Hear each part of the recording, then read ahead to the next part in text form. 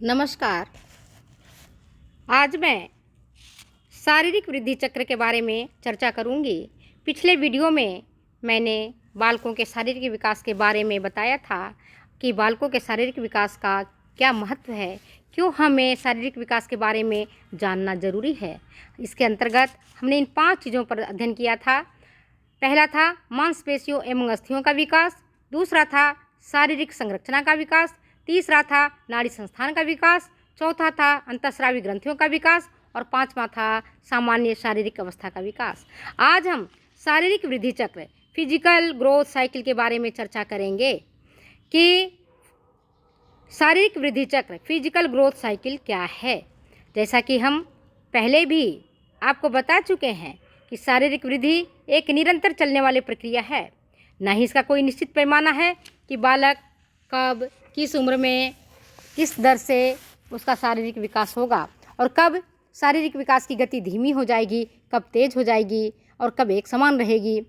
तो ये एकदम से पता नहीं चल पाता है। कई बार आप देखते हैं कि कोई बालक है जो शुरू के अवस्था में खूब तेज़ी से बढ़ता है, लेकिन जैसे उसकी अवस्था 10, 11, 12 साल की हो जाती है तो उसकी वृद्धि दर रुक जाती है। फिर अचानक से देखोगे कि उसकी वृद्धि दर खूब बढ़ जाती है। मैं अपने बेटे के केस में भी मैंने ऐसा देखा है कि जब मेरा बालक छोटा था तो शुरू में उसकी बढ़वार शुरू के 5-6 साल में तो अच्छी हुई।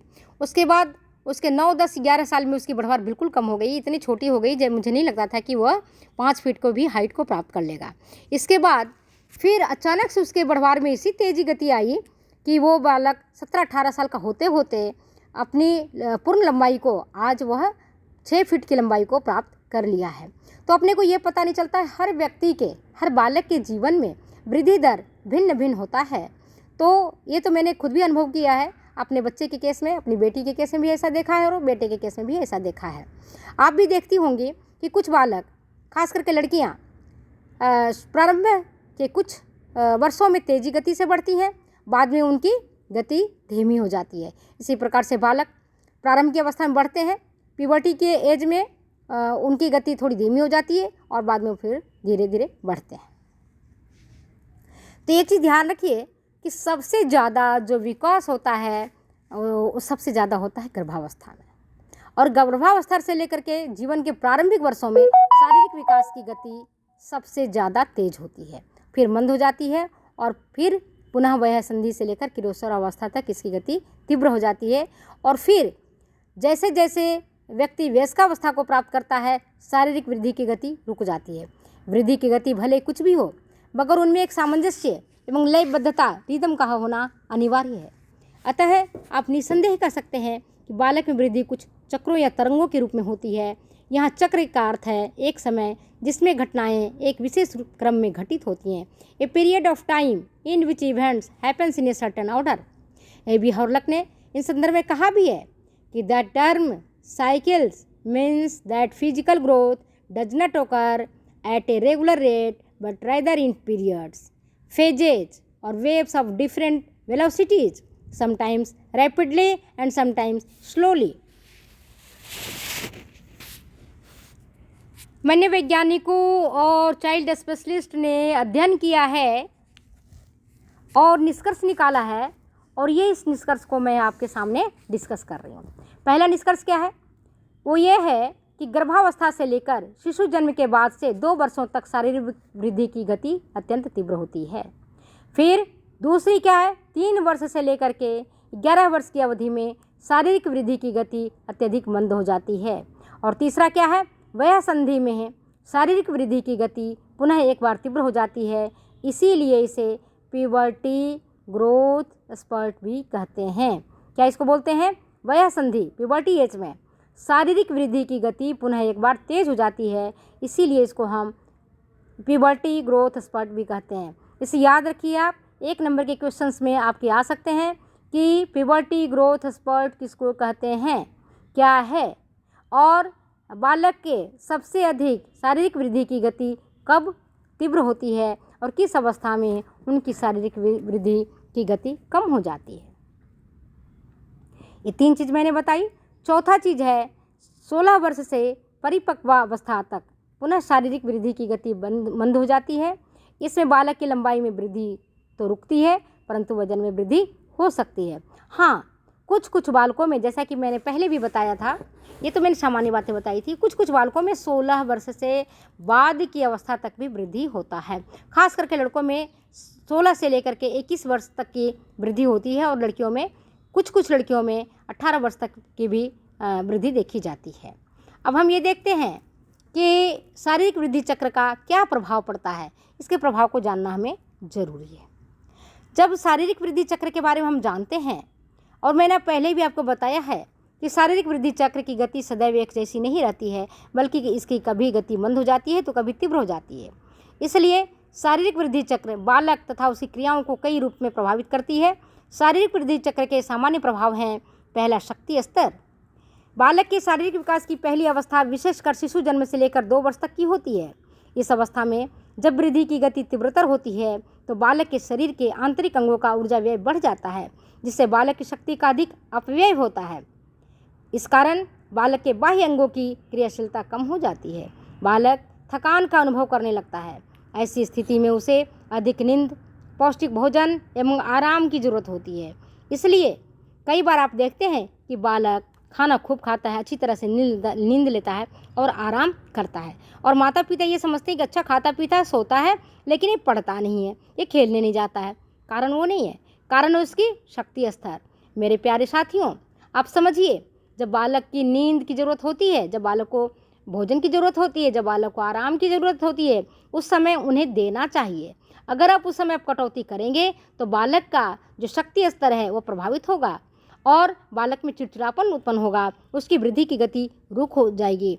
तो आप इनको रुकने ना दें, बल्कि आप इनमें सहायता करें। शारीरिक वृद्धि की दूसरी अवस्था जो 2 वर्ष से लेकर 11 वर्ष तक की होती है, में जब शारीरिक वृद्धि भी मंद हो जाती है, तब बच्चा मूडी स्वभाव के हो जाते हैं। आप देखते होंगे, तब बच्चा खाया नहीं खाया, खेला नहीं खेला, उसको कोई फ़र्क नहीं पड़ता है। उसे अपने खाने पीने की चिंता नहीं रहती है।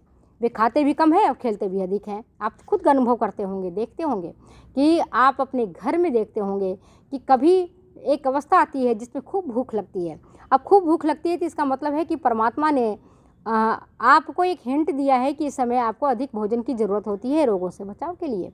और कई बार आप देखते हैं कि कम भूख लगती है और कम नींद भी आती है, खाने पीने की भी चिंता नहीं रहती है, तो क्योंकि उस टाइम एनर्जी लेवल की ज़रूरत कम रहती है। इस कारण ये सारी चीज़ें देखने को मिलती हैं और इस अवस्था में देखते हैं कि बालक अधिक खुश और प्रसन्न भी दिखते हैं। इसलिए अगर ये दोनों अवस्थाओं को आप जान जाते हैं कि बालक किस अवस्था में अधिक खाना खाता है, किस अवस्था में वो खाना को कम खाता है, तो आप इसे समझ सकते हैं और उसे बालक को उस तरह की परवरिश करके उनको आगे बढ़ने में, उनकी शारीरिक विकास की वृद्धि में आप मदद कर सकते हैं। दूसरा होता है पोषणीय आवश्यकता, न्यूट्रिशनल नीड्स। उत्तम शारीरिक वृद्धि एवं स्वस्थ शरीर के लिए पौष्टिक एवं संतुलित भोजन नितांत जरूरी है।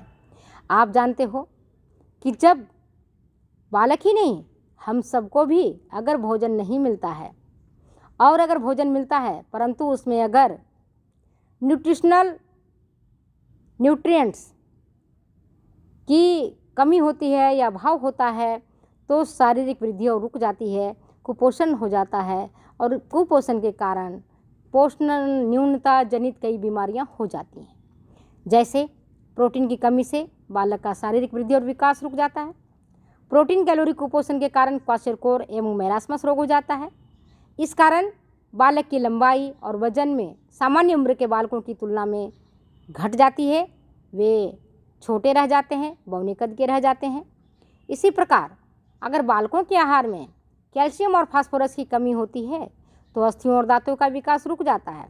दांत समय पर नहीं निकलते हैं, दांतों की बनावट और रचना भी टेढ़ी मेढ़ी हो जाती है, बालक की अस्थियाँ कमज़ोर हो जाती है और जो टांगों की रचना है वह बो शेप्ड हो जाता है, धनुषाकार हो जाता है। इसी प्रकार से अगर बालकों के आहार में ऊर्जा प्रदान करने वाले भोज्य तत्व की कमी होती है, कैलोरी की कमी हो जाती है, तो बालक को खेलने कूदने पढ़ने लिखने आदि कार्यों के लिए पर्याप्त ऊर्जा नहीं मिल पाता है। इस कारण वह थका सा अनुभव करता है, वह निराश, उदास, क्रोधी और चिड़चिड़ा हो जाता है। उसके मन के कोनों में निराशा व्याप्त हो जाती है। इसी प्रकार आहार में विटामिन ए की कमी से आँखों का रोग, रतौंधी, विटामिन बी की कमी से बेरी, सी की कमी से स्कर्वी, डी की कमी से रिकेट्स जैसे रोग हो जाते हैं। और जब ये रोग हो जाएंगे बालक को, तो आप बालकों का सामान्य विकास प्रभावित होता है और फिर बालक को आप चाहते हैं कि जितना उसका डेवलपमेंट होना चाहिए, जितना उसका पढ़ाई लिखाई होना चाहिए, जितना उसको खेलकूद में भाग लेना चाहिए, वह नहीं हो पाता है। तीसरा है होम्योस्टेटिस बनाए रखना, टू मेंटेन होम्योस्टेटिस। होम्योस्टेटिस क्या चीज़ है ये समझिए। होम्योस्टेटिस का सीधा सा अर्थ है वह क्षतिपूर्ति संबंधी शारीरिक समायोजन जो बाह्य वातावरण में होने वाले परिवर्तनों की पूर्ति के लिए होते हैं। Compensatory bodily adjustments to meet changes in the external environment. जब शारीरिक वृद्धि की गति मंद होती है तब शरीर स्वतः ही होम्योस्टेटिस बनाए रखता है, परंतु जब शारीरिक वृद्धि की गति तीव्रतम स्थिति में होती है तो शारीरिक होम्योस्टेटिस असंतुलित हो जाता है, बिगड़ जाता है। इस कारण बालक थकान, चिड़चिड़ापन, क्रोध, अधिक भूख का अनुभव करता है। इस समय उसका सामाजिक समायोजन गड़बड़ा जाता है और वह असामाजिक व्यवहार प्रदर्शित करता है। इसके बाद आता है समायोजन संबंधी कठिनाइयाँ। आप जानते हो कि जो व्यक्ति कमज़ोर रहता है, निर्बल रहता है, दुर्बल रहता है, तो बीमारियां भी उसे ही घेरती हैं और कमज़ोर को तो कोई भी सताता है। ये प्रकृति का नियम है। ऑलवेज जो है वो मारा जाता है कमज़ोर व्यक्ति। कमज़ोर लोग ही अनेक रोग अपने चपेट में लेते हैं और जब कमज़ोर होगा, रोगी रहेगा, तो उसको एडजस्टमेंट संबंधी कठिनाई भी उत्पन्न होगी, क्योंकि वह चिड़चिड़ापन अपने आप को महसूस करेगा और लोगों के साथ एडजस्ट करने में भी अपने आप को असमर्थ पाएगा। उसमें संवेगात्मक तनाव भी रहेगा जिसके कारण उसका व्यवहार नकारात्मक हो जाएगा। तो आप ये देखोगे कि शारीरिक और वैज्ञानिक रूप से विद्यार्थी जीवन का समय दो क्षुब्ध अवस्थाओं के बीच का समय होता है, ऐसी बात कही है स्टोनेमंग चर्च ने। और यह दिन बचपन के तूफानी दिनों में होते हैं। कुछ वयस्क इन्हें नकारात्मक दृष्टिकोण से भी देखते हैं। और पांचवा है अकुशलता, ऑकवर्डनेस। जब बालकों की शारीरिक वृद्धि की गति तीव्र होती है तो उस समय आप देखोगे उनमें अकुशलता या फूहड़पन पाया जाता है।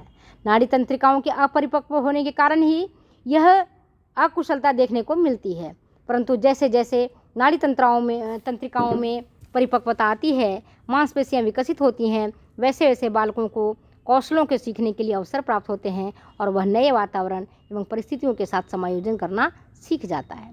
शारीरिक वृद्धि की गति जब मंद होती है, विशेषकर उत्तर बाल्यावस्था में, तो बालकों में फूहड़पन एवं अकुशलता कम पाई जाती है।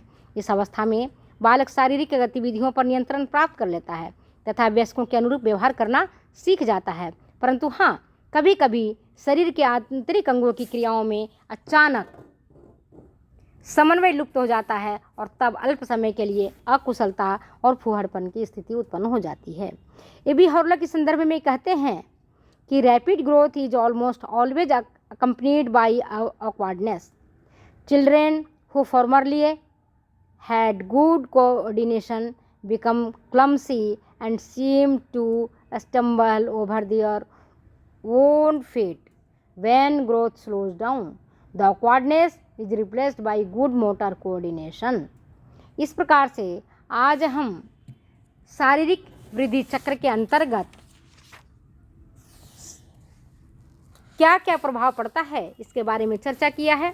अगर आपको ये वीडियो अच्छी लगती है तो शेयर करें, कमेंट करें, सब्सक्राइब करेंगे और फिर मिलेंगे अपनी अगली वीडियो में अगली स्टडी के साथ। तब तक के लिए जाने की इजाज़त दीजिए। थैंक यू, नमस्कार।